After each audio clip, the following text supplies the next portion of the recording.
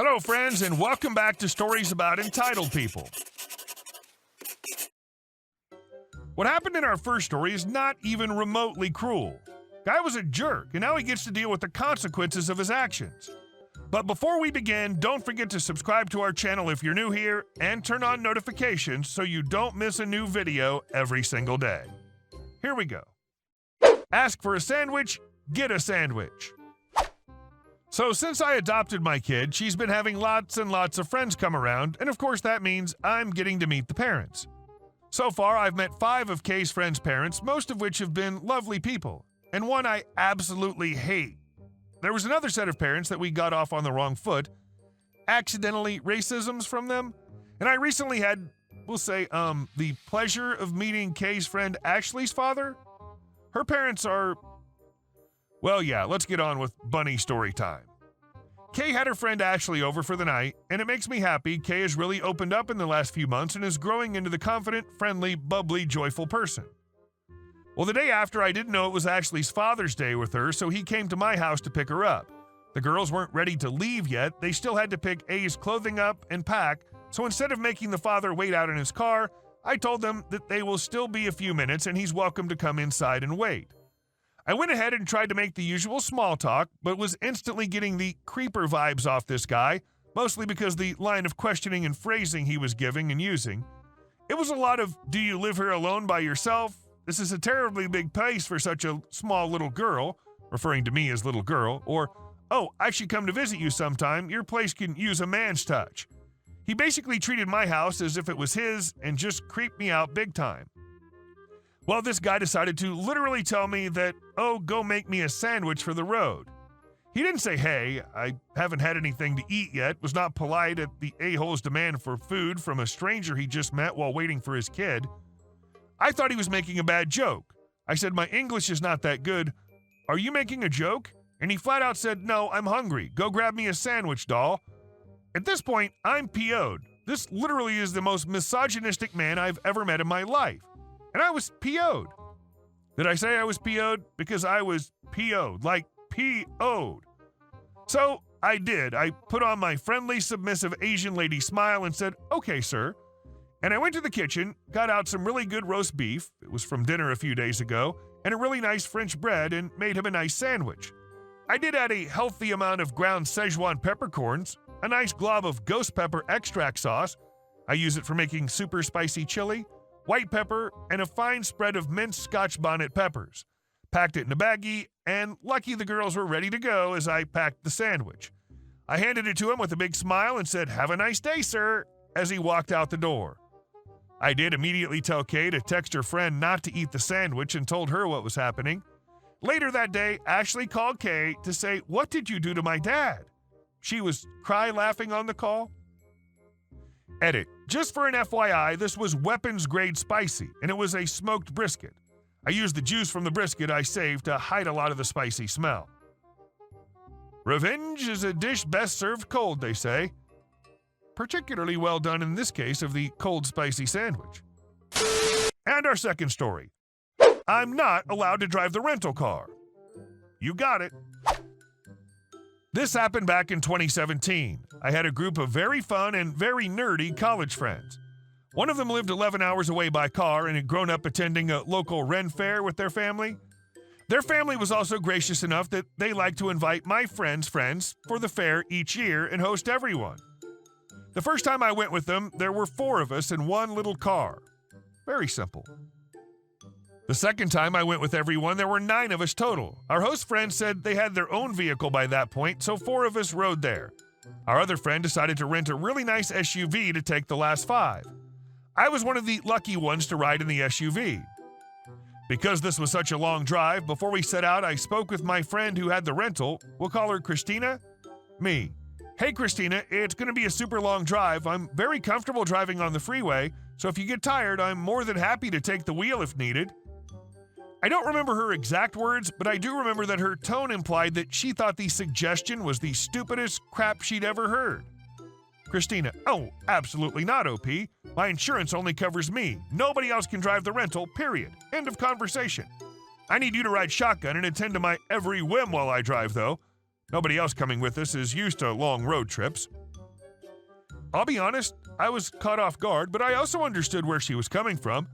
If the worst case scenario happened and I was driving, that'd be really bad, so I agreed.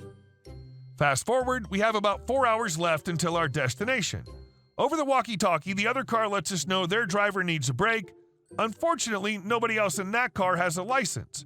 We page back, I'll be taking over for them at the next rest stop. I can tell Christina's dying to take a break. She looks completely miserable. I had to keep her supplied with snacks and water and was very attentive to her song requests. But 7 straight hours of driving is tough.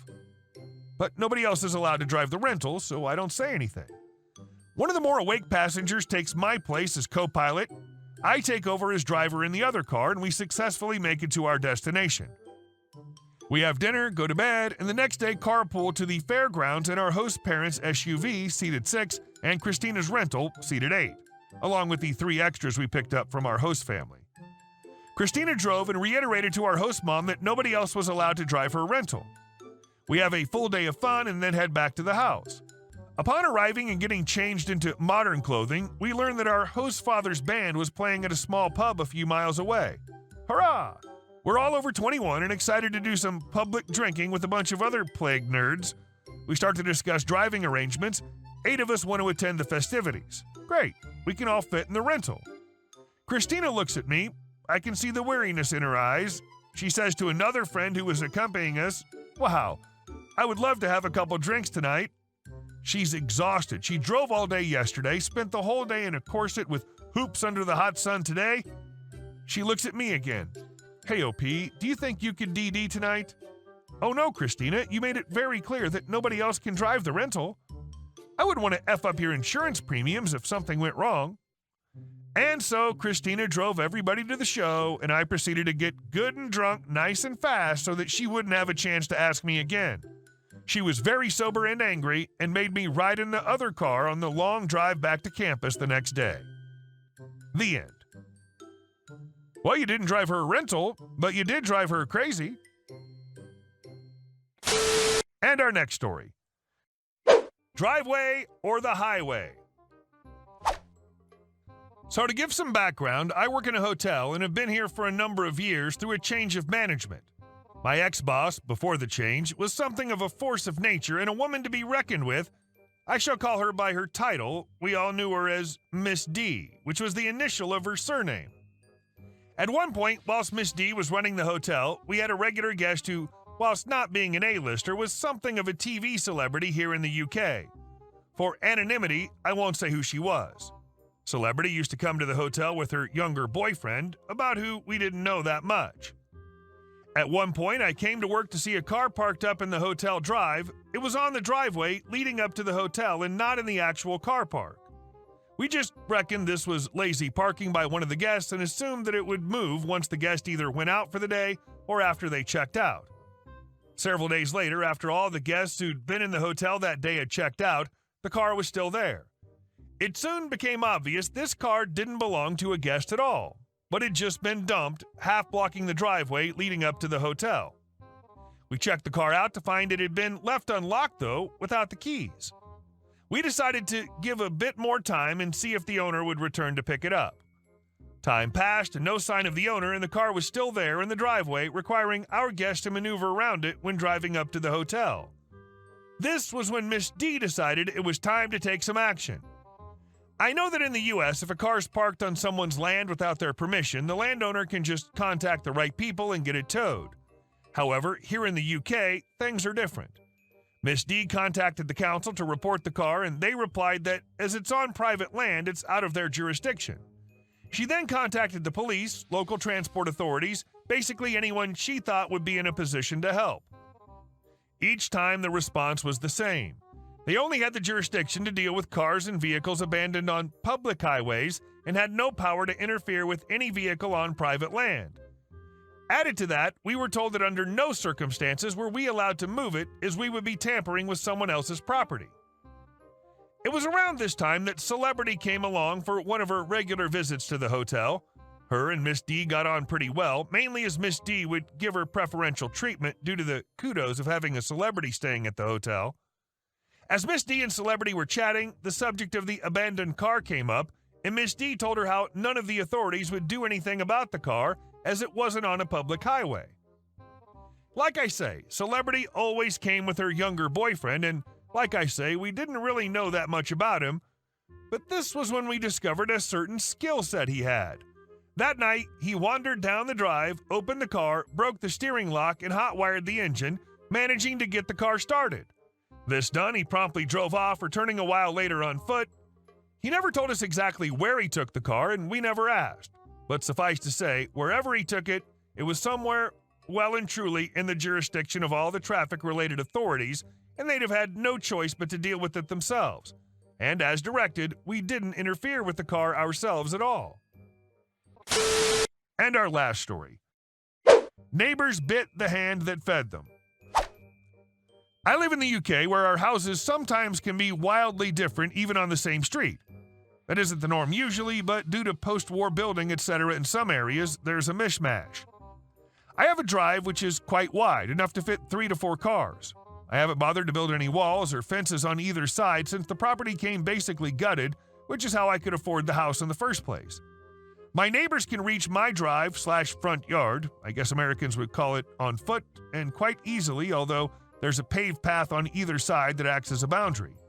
The neighbor on my left has a small drive enough to fit 1 car, and the neighbor on my right has a large fancy front garden but no drive. There are residence permits required to park on the road. Since I moved in at the start of 2018, I've noticed sporadically the neighbors would park in my drive. Since I could fit my own car and my girlfriend's car in there, I didn't mind. However, since then, I think their 17 or 18-year-old kids have passed and they bought another car. And I've noticed my drive is always full of their cars haphazardly parked and leaving no space for me or my girlfriend's car. It isn't a massive inconvenience to go and knock and ask them to move, but at the same time, I feel like all courtesy has gone out the window at that point. I've asked them to be mindful, but their English is quite poor, and I've been treated a little abruptly. The lady who usually answers the door seems suspicious of me and can sometimes get argumentative with me, but her husband's a decent fella, and he often tells me he tells his kids not to take the pee. He's always at work, though, so I usually deal with his wife. What I've decided to do now is park my car or my girlfriend's car at an angle so as to effectively block anyone from getting in. I've been doing that for a few weeks now, and every time I see my neighbor, the older dad, he puts his arm up and says hello. To be honest, I wouldn't mind if just he parked there, just not his kids.